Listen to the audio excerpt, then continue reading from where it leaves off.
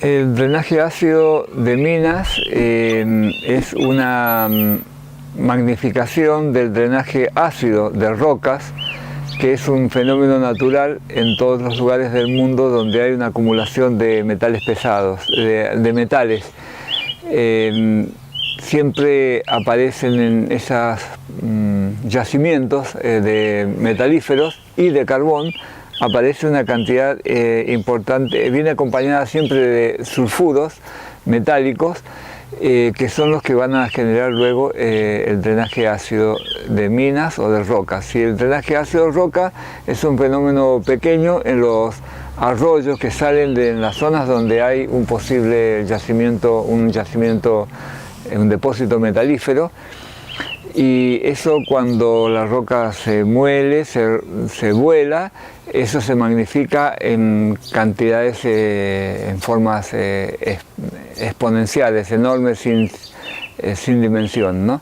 El drenaje ácido de rocas y de minas se produce cuando el oxígeno del aire y el agua toman contacto con los sulfuros, sulfuros metálicos, y entonces el sulfuro más oxígeno más agua da ácido sulfúrico, y eso es un ácido muy fuerte que va aguas abajo por todos los cauces de ríos y los cauces de aguas subterráneas. Generan justamente la disolución de metales pesados que están en todos los depósitos mineros.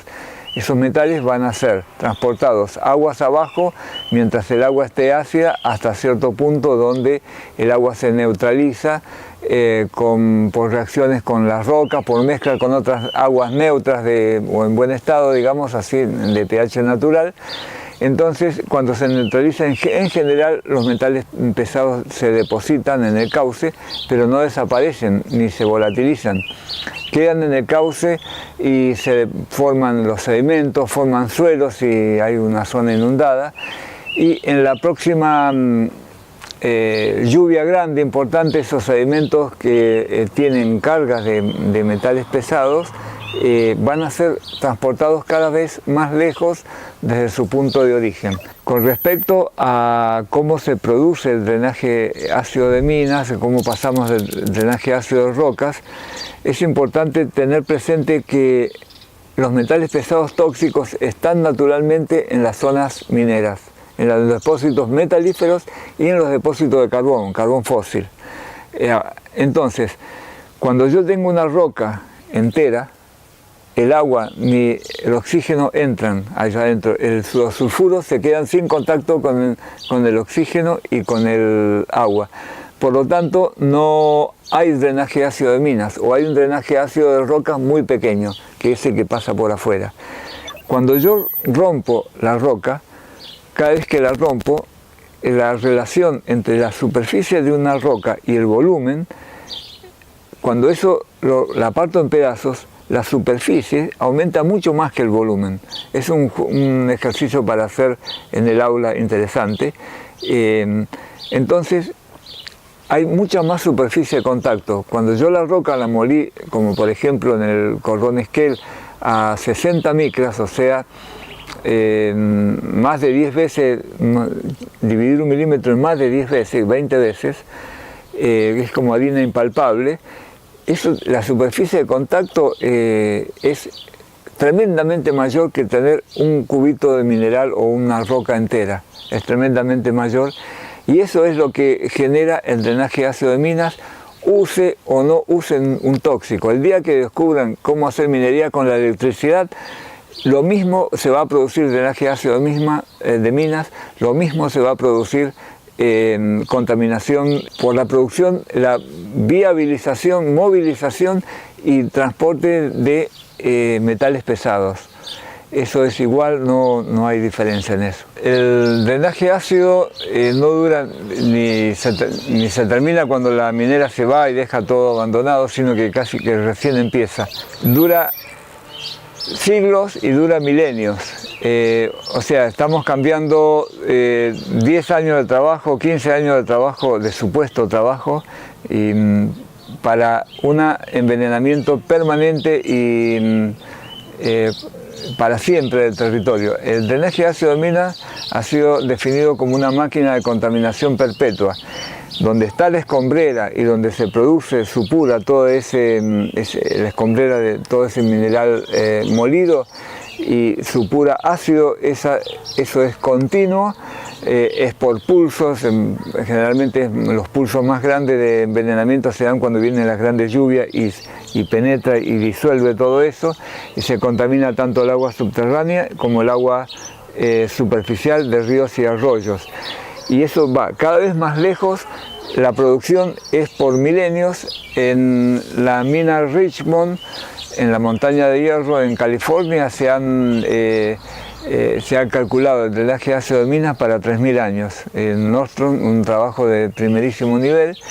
Y también sabemos, se sabe muy bien por estudios, que hay drenajes ácidos de minas de la época de los romanos, aunque de dimensiones mucho menores en relación con la magnitud de las escombreras que se están produciendo ahora con la minería a cielo abierto. Los efectos habría que verlos por varias partes. Lo primero, durante la etapa de explotación, es los polvos de las voladuras y los explosivos producen distintos óxidos de nitrógeno que van al aire, pero terminan en el suelo y en el agua, produciendo lo que se llama eutrofización, o sea, enriquecimiento, como si estuviéramos echando fertilizante al agua. Eso solo por los explosivos. Luego tenemos todos los problemas de los diques de colas, con sus pérdidas y sus accidentes catastróficos. Y por último, el drenaje ácido de minas, que es el que tiene la duración a más largo plazo, inclusive después que el proyecto ha cerrado, ¿no? Y también los diques de colas muchas veces se los deja abandonados hasta que ocurre algún accidente catastrófico, como una lluvia extraordinaria que los rompe y se produce una avalancha de lodos tóxicos, como lamentablemente siguen sumándose casos año tras año. Un metal pesado es un elemento, unos elementos de lo que forma la corteza terrestre, que cuando ingresan al cuerpo no son digeridos como cuando yo ingreso como una lechuga o un bife, una proteína, que lo digiero, y lo que no se incorpora a mi organismo es excretado por la orina o por la materia fecal. En el caso de los metales pesados, todo eso se acumula, se bioacumula en distintos tejidos. Cada metal tiene un cadmio, plomo, mercurio, tiene un órgano blanco, así, donde se va empezando a acumular y terminan produciendo efectos. A veces, si las concentraciones son muy grandes, de hecho mueren personas en las minas, es inmediato el efecto, y otra vez el efecto se va produciendo con el tiempo, enfermedades de tipo degenerativo, e inclusive en las generaciones siguientes, porque afectan a los órganos y a las células reproductoras.